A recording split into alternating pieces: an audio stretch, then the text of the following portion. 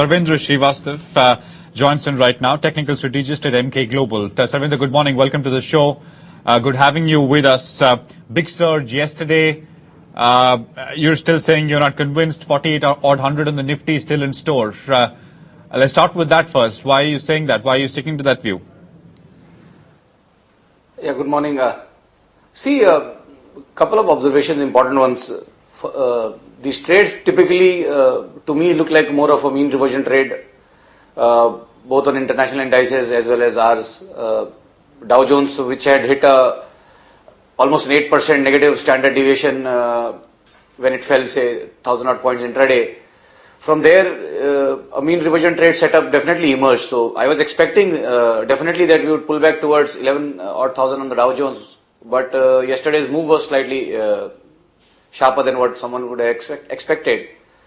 But the entire gung-ho was about the 1 trillion package that was the bailout package for the Eurozone. Now, the Euro itself looks very weak. So, I don't know how we are going to, the equity markets are going to perform in an overall strengthening dollar environment where Euro, after such a fantastic kind of a bailout package, if at all it was, had a very, very bullish reversal gap on intraday charts yesterday. But over the later half of the evening, once we closed, that gap got filled. So that to me remains a sign of weakness. After such an oversold situation, if you get a bullish gap and you don't hold it, that does not augur very well for the currency. And if the currency looks weak, then I don't see how Eurozone or the Euro region would be pulling back. And in the entire global context, with a strengthening dollar, I think we are also supposed to go down. Rupee has also got patterns which are bullish dollar patterns. Once we break out of 45.65, 45.70 kind of a range on a closing basis, which we have failed to do after one attempt, I think Rupee itself is heading for 47.50, 48, and that itself I think would give you that another 10 odd % on the downside on Nifty.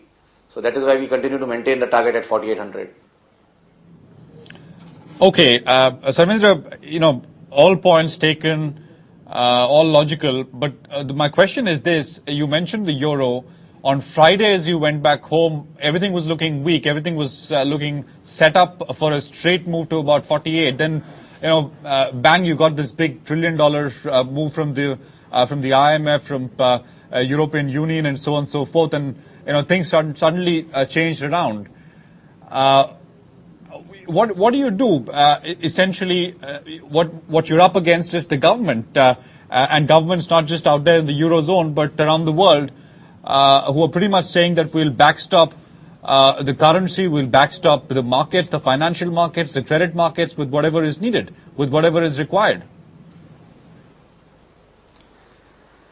See, governments can definitely give you a short-term. It can just be a short-term shot in the arm where you do this 1 or 2 day kind of or a 3 day kind of a pullback.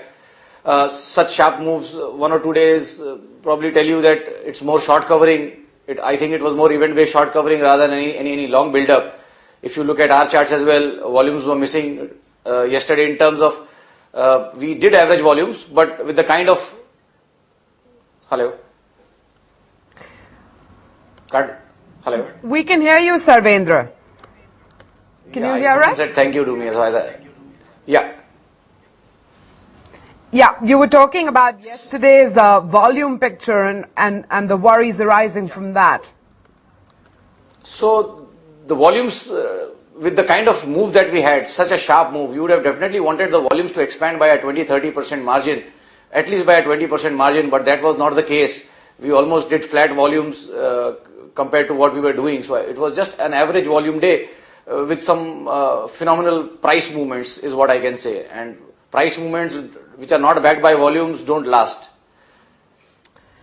Okay, so, this bottom line or the distillation point from your comments is that, 5,200 still a big hurdle, 4,800 inside? Yeah, definitely. 50 to 17, which is a strong hurdle. So I think 50 to 10 to 20 remains a very, very strong hurdle. Unless until we go and close past that level, I think any meaningful bounce, I don't think that this bounce can hold if it does not go beyond that. And 5294 remains the immediate swing high, so that also remains a very, very crucial reference point. in the entire context of this fall. So I think 1 or 2 days you should start the down leg once more. So it's just a 1 or 2 day halt. And if I have to give an example, bailout packages, when US got its bailout packages, market remained in a range for say 15 odd days around the 900 mark for S&P. But what happened afterwards? It crashed to 666. So governments can't help you apart from a few days. These bailout packages have never been good for markets. And if I go and see on history, the largest of largest bailout packages, once they have happened, the market has usually gone and broken the low which was formed once the announcements were made. So once this announcement was made, I think the low for Dow Jones should definitely be broken, and for S&P and for Nifty, all those recent lows would definitely get broken. Got a sense of the levels you're tracking on the Nifty. What about the Sensex chart patterns? See, Sensex, as I said, similar patterns. Downsides would be in the region of 15,900 to 16,000, which will be comparable to a 48 kind of level on Nifty. So those would be the levels I would be looking at Sensex. But since Nifty is getting traded, we probably keep a more track on, for stop losses, we will definitely keep a more track on the Nifty. So 5295, 5294 was the swing high. So 5295 should remain a stop loss for the medium term players who are looking for a target of 4800. That should be the stop loss. Right, Sarvendra, just to play the devil's advocate here, you've had about 5 or 6 odd falls since March 2009 when the market, from the time that the market started to move up from the lows. And we could have found fault with at least 3 or 4 of those falls and said that they should have been at least 10-15% and not limited to 7, 8, 9%. The fall that we had so far, excluding yesterday's 3.5% pullback, was close to about 7.6, 7.7 on the Nifty. And the market seems to have come back up again. What stops this market just from doing what it has done all the way along? That is, make a new high. So take out 53.99, go to 54, 54, 50, 55 before it does anything on the downside. Is that possible? Yeah, see, this resilience for the market, which everybody is seeing, and it's very much visible in the charts. That seconds my thought that we are in a secular bull market. See, surprises would always come in the direction of the trend, right? So the direction of the long-term direction of the trend is definitely up, and that is where you are getting those surprises, and you are not getting those deep cuts as everybody else probably would be expecting. Those who are saying that this is a bear market pullback, they would be probably more aggressive on the downsides. I say that this is just a wave 2 decline, and I'm not going 200% short in this move.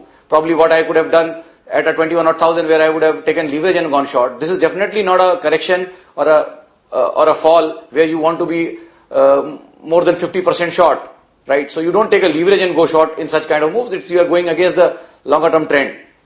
We are on the advisory side, and a 400 odd point fall on Nifty is what we have to definitely capture, and that is where my view comes from.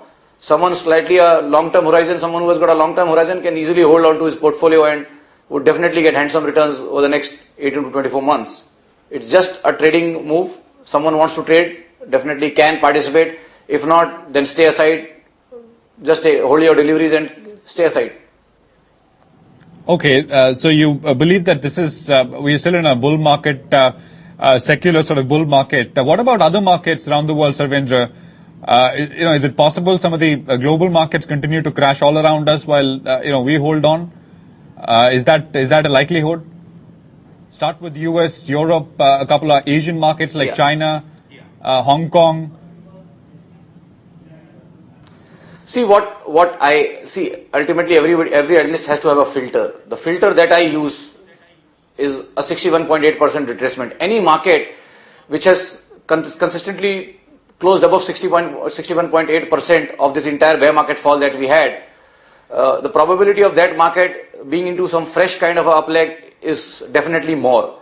So looking at India, looking at Brazil, I think those two emerging markets definitely have done more than 61.8% retracements, have held that for those levels for quite some time, and that is where my thought comes from, that yes, Nifty and probably Brazil is definitely into a secular kind of an up move. Europe, I'm afraid, and US, both have struggled at the 61.8% mark. In fact, the recent high of Dow Jones and S&P was just barely marginally short of the 61.8% retracement.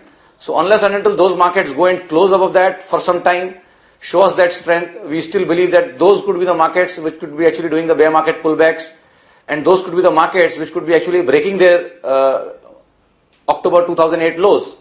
But definitely not Nifty. Nifty is not going to break the October 2008 lows, and that itself qualifies for a fresh leg up or a bull market. So I don't see Sensex Nifty breaking their October 2008 lows. It is just a retracement to that. But for FTSE, for S&P, those two indices, it's still not clear. They could actually go and test those lows. Well, reassuring thoughts at the end of that conversation. Sarvendra, thanks very much for making the time to be with us today, and we hope to touch base with you more often. Good to get your technical reading here on Profit.